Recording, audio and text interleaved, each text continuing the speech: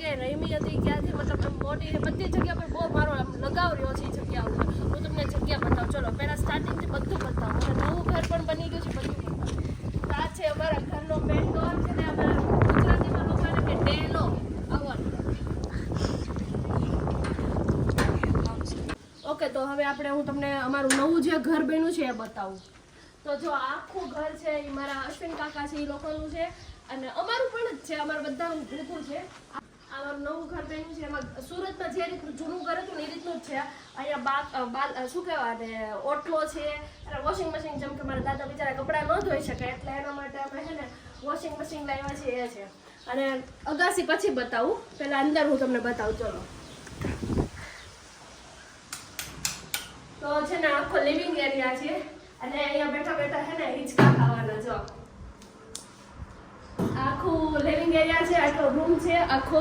અને એમાં જો આ અમારી ફૂલ ફેમિલીની ફોટો ફ્રેમ છે, 2 ઘટે છે. હા, ચલો હવે કિચન બતાવું. જો કિચનમાં અંદર અહીંયાથી એન્ટ્રી લઈએ ને તો સૌથી પહેલા છે ને આ મંદિર છે.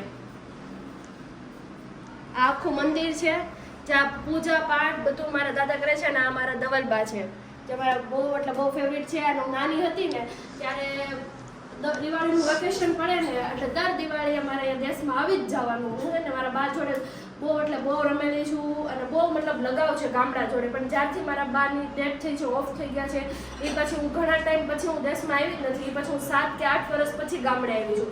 એટલે આટલું બધું ચેન્જ થઈ ગયું છે ને કે આ છે નાનું એવું અમારું કિચન જ્યાં રસોઈ બનાવીને અમે લોકો ખાઈએ છીએ અને બધું છે. અને નાનું એવું ફ્રીજ છે અમારું. પછી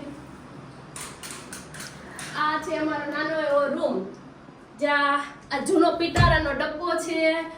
પછી એમાં જો જૂનું બધું છે ને બા જ્યારે હતા ને એ ટાઈમનું બધું વાસણ પણ અમે રાખેલું છે. જો પછી ખાટલા છે અને આ 2 પીપળા જે કહેવાય એ છે. અને આ છે બધી પથારી કરવાની ને એ બધું છે. બસ આટલું છે. અને ઉપર પણ થોડો નાનો મોટો જૂનો સામાન ને એવું બધું છે. ઓકે, હવે બીજી રૂમ બતાવું. અને આ છે અમારા કાકાની એ લોકોની રૂમ છે. અહીંયા પણ 2 ખાટલા ને એવું છે ને કબાટ છે. બસ ખાલી સાદું સિમ્પલ ઘર છે. ખાલી કિચનનો જે સામાન ને એવું બધું છે બસ એટલું જ છે, બીજું કાંઈ નથી. આ છે આખું નવું ઘર. અને હવે બતાવું તમને લોકોને અમારું જૂનું ઘર. ચલો ગો. જો હું જ્યારે 7 વર્ષ પહેલા આવી હતી ને ત્યારે ઝાડવા ને બધું કાંઈ નહીં હતું. અત્યારે બધું આવ્યું છે. સામે તુલસીમાં છે, લીંબુડી છે, પછી આ દાડમ છે ને, આ દાડમ છે, પછી આ પણ દાડમ છે અને હા લીંબુડી છે. ઓકે, જમરૂખડી છે. અને આ બાજુ કેરી છે. હું તમને કેરી બતાવું. જો અહીંયા આ ચીકુડી છે. જો આ જંગલ મે કેટલી બધી કેરી આવી છે. અમારા ઘરે જ તેને અમે લોકોને કેરી ખાવી હોય ને ત્યારે અમે તોડીને ખાઈ શકીએ, પણ હજી થોડી કાચી છે. અને આંબો પણ મારા દાદા આવ્યો છે. અને આ છે નારિયેળી આખી. એટલે ઇન શોર્ટ હું જ્યારે 7 વર્ષ પહેલા જ્યારે આવી હતી ને ત્યારે અહીંયા કંઈ નહીં હતું, એકદમ ખાલી હતું. ખાલી આ નવું ઘર જે બન્યું હતું ને એ જ હતું, બીજું કંઈ નહોતું. હવે હું જ્યાં મારા બા અને દાદા જોડે રહી હતી એમાં મેં મારા બા જોડે જેટલો ટાઈમ સ્પેન્ડ કર્યો છે, જે ઘર છે એ તમને બતાવું. ચલો, એમાં પણ બહુ ચેન્જીસ આવી ગયા છે, પણ હું તમને બતાવું. ચલો, એમાં છે ને પાર્કિંગ એરિયા બની ગયો છે. પેલા પાર્કિંગ નહીં હતું. આ સાઈડ આખું છે ને ત્યાં છે ને બળદ, ગાય, ભેંસ ને એ બધું રહેતું હતું. પેલી સાઈડ પણ બળદ અને ગાય, ભેંસ રહેતા હતા. અત્યારે હું તમને બતાવું. ચલો, જો આ પાણીયારું ને એવું બધું છે. અને અહીંયા એક પેલા છે ને જૂનું જ્યારે ઘર હતું ને ત્યારે કિચન ને એવું બધું હતું. અત્યારે કિચન ને એવું નથી, અત્યારે અંદર બની ગયું છે. આ જો રૂમ છે, લાઈટ થશે. જો તો અત્યારે છે ને મારા જીગા કાકા અને અમારા લોકોનું આ ઘર છે એ રીતે છે. તો આવડું આ છે. અહીંયા કિચન બનાવ્યું છે. અને જ્યારે મારા બા હતા ને એ ટાઈમની આ તિજોરી છે, પણ અત્યારે ખોલી નથી શકતા. અને આ તિજોરી પણ એ ટાઈમની જ છે. અને આ એક મિનિટ પંખો બંધ કરી દો. ઓકે, અને ખાટલા ને એવું બધું છે. આ રૂમમાં કંઈ નથી, પણ આ પતરાવાળું નળિયાવાળું ઘર છે ને જ્યારે મારા બા હતા ને ત્યારે હું અહીંયા સૂતી, ક્યારેક બહાર સૂતી, એ રીતનું છે. અને આ કબાટ પણ એમ તો નવો જ છે, પણ આ 2 તિજોરી ને એ બધું જૂનું છે બસ. અને મારા મમ્મી લગ્ન પછી જ્યારે અહીંયા આવ્યા હતા ત્યારે એનો રૂમ કયો હતો ને એ બતાવો. ચાલો, જો આ રૂમ છે ને એ મારા મમ્મીનો નેનો હતો. મતલબ હતો ઇન શોર્ટ. અહીંયા લાઇટ ક્યાં છે? આ રે અત્યારે છે જ તેમ. એકદમ કાંઈ એમાં ચેન્જીસ નથી કર્યું, એઝ ઇટ ઇઝ જે છે એ જ છે બધું. ગારવાળું ઘર છે અને એ ગાર બારે તૂટી ગઈ છે એવું બધું છે. કાંઈ એટલે કાંઈ અહીંયા નથી કર્યું. જે અમે બનાવ્યું ને નવું ઘર છે. આ મારી મમ્મીનો કબાટ છે, એ બધું જૂનું છે.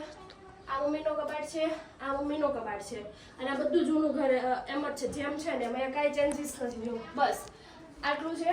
અને આ બધા શું કહેવાય જૂના પાવડો હથોડી ને એવું બધું ખેતી કરવા જ્યારે દાદાની બધા જાય ને ત્યારનું છે. આ બધા શસ્ત્રોના નામ મને આવડતા તો નથી, પણ આઈ થિંક હું કહેવા નથી પણ આ બધું ઈ છે ખેતીનું છે. બસ આટલું છે. અને હવે હું તમને એક બીજી વસ્તુ બતાવું. અને છે ને જો આ નાના કબાટ છે. પેલા બહુ જ્યારે નાના હતા ને ત્યારે આજથી 6-7 વર્ષ પહેલા જ્યારે બહુ જૂનું ઘર બનાવ્યું ને ત્યારે બનાવ્યું હતું. આમાં કપડાં રાખતા ત્યારે છે ને પર્ટિક્યુલર કોઈ કબાટ કે અલમારી કે એવું કંઈ નહીં હતું. આમાં જ કપડાં ને એવું બધું રાખતા હતા. પછી છે ને આ સાઈડ આખી દિવાલ હતી એ હમણાં આ ડોર બનાવેલો છે. અને જો હું છે ને 7 વર્ષ પહેલા જ્યારે આવી હતી ને ત્યારે પડી ગઈ હતી ને એ જગ્યા છે. તો અહીંયા ઉપર ટેરેસ છે, ત્યાંથી ઉપરથી હું છે ને નીચે પડી ગઈ હતી. સામેની બાજુનું ટેરેસ છે ને ત્યાં પડીને નીચે આવી ગઈ હતી.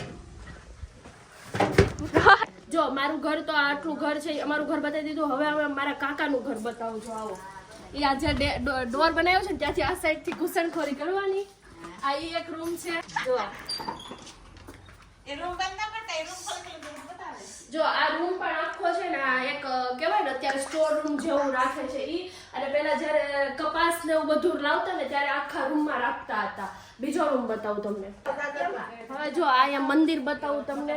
તો આપણે ફ્લેટમાં ને એવી રીતે અત્યારે ફર્નિચરમાં જોડે જોડે મંદિર કરી નાખે છે, પણ પેલા લોકો આવી રીતે જ અહીંયા છે ને આખું મંદિર સેટઅપ કરી દેતા હતા.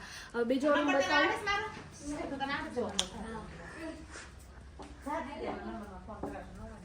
આ જો અમારા અંકલ આંટીનો બેડરૂમ ને બધું છે. આખો બેડરૂમ છે, બેડ છે. આ સાઈડ ટીવી ને બધું છે. અહીંયા ડબ્બા ને એવું બધું, કબાટ ને એ બધું રહી જાય. અને સામે જે અલમારી છે એમાં કપડાં ને એવું બધું રહે. એકદમ મતલબ જૂનું જમાનાનું જે હોય ને એ બધું અત્યારે મતલબ યાદ આવે છે કે ના ભાઈ. અને આ મિરર છે. જો મિરર તો બધાને ઓબ્વિયસલી ખબર જ હોય. આ બીજો રૂમ છે.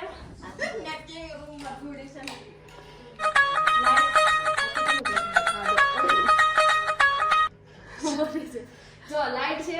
આ રૂમ છે. આ મતલબ કિચનનો સામાન ને એવી બધી વસ્તુઓ એ રહી જાય. અમારા ઘરે જે ઓલા બધા આ પેલા ડબ્બાસ ને તિજોરી જેવું હતું ને એ આ બધું આ છે.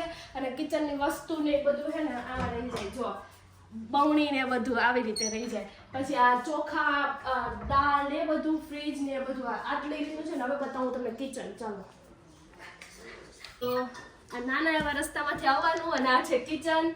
જો આ કિચન પણ હું જ્યારે આવી હતી ને ત્યારે અહીંયા નીચે હતું. અત્યારે હું પહેલી વાર જોઉં છું કે આવી રીતે ઉપર કિચન થઈ ગયું છે અને ફર્નિચર જેવું આમ બધું થઈ ગયું છે. અને અહીંયાથી જો અહીંયા રસોઈ બનાવતા ને તો અહીંયાથી ધુવાડો ને બધું બહાર જતું એટલે કુદરતી ચીમની હતી એમ. આ કિચન છે. અહીંયા છે ને પાણી ભરેલું છે. આમાંથી છે ને પાણી લેવાનું, કપડાં બપડા ધોવાના. અને શું કહેવાય એ તો મને ખબર. આંટી આને શું કહેવાય? પાણીનો ટાંકો. બીજું કઈ કહેવાય? પાણીનો હોજ. જગ્યા પર ઢોર તો નથી, પણ પેલા જ્યારે હું આવી હતી ને ત્યારે ગાય ભેંસ ને એવું બધું રાખતા હતા. અત્યારે આ બધું બળતણ ને એવું બધું કહેવાય એની વસ્તુ ને એવું બધું રાખે છે. આખું એ જ છે. અને એક આ ટ્રેક્ટર છે, 2 ટ્રેક્ટર છે. અત્યારે શું કહેવાય જમાનો બહુ બદલાઈ ગયો છે એટલે હવે ટ્રેક્ટર ને એવું બધું રાખે છે. ગાય ભેંસ બળદ ને એવું બધું અત્યારે નથી. હવે આપણે ટેરેસ પર જઈએ, ત્યાંથી અમારા ટેરેસ પર જઈએ. ચલો આ આખું અમારું ઘર છે. આ ઘર છે અને પેલી સાઈડનું અમારું ઘર છે. આખું આ તમે જો વ્યૂ એકદમ કેટલો મસ્ત જોરદાર આવે છે. હવે હું અમારી અગાસી બતાવું. આ છે કાકાની એ લોકોની અગાસી. જો આખી અગાસી છે. હું જ્યારે દેશમાં આવતી ને ત્યારે અહીંયા અગાસીમાં પથારી કરીને સૂતા. અને હવે અમારી અગાસીમાં જઈએ. ચલો પડતી ને એવો આવી રીતે ચડીને જવાનું. અને જ્યારે ગયા વર્ષે 7 વર્ષ પહેલા જ્યારે આવી હતી ને ત્યારે લેવાનું છે ભાઈ. અહીંયા પડી ગઈ હતી. હા ચડવામાં છે ને આમાં નીચે હું પડી ગઈ હતી. અત્યારે હું આવડી ગઈ છે. જો આ અમારી અગાસીએથી છે ને એકદમ જોરદાર વ્યૂ આવે છે. અને મારા દાદા અહીંયા સ્ટાઇલ્સ ને બધું નખાઈને મસ્ત અગાસી કરી નાખી છે. આનો ભાઈ અને આ મોટી બેન બે રહે છે. અને આ જો અમારું ધાબેથી છે ને ગામ કેટલું જોરદાર દેખાય. જો આખો વ્યૂઝ જોવો ખાલી.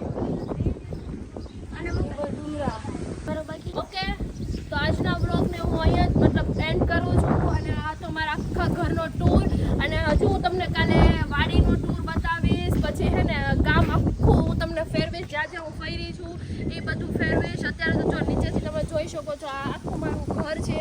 અને બસ આજના બ્લોગને હું આપણે અહીંયા જ એન્ડ કરીએ. Next blog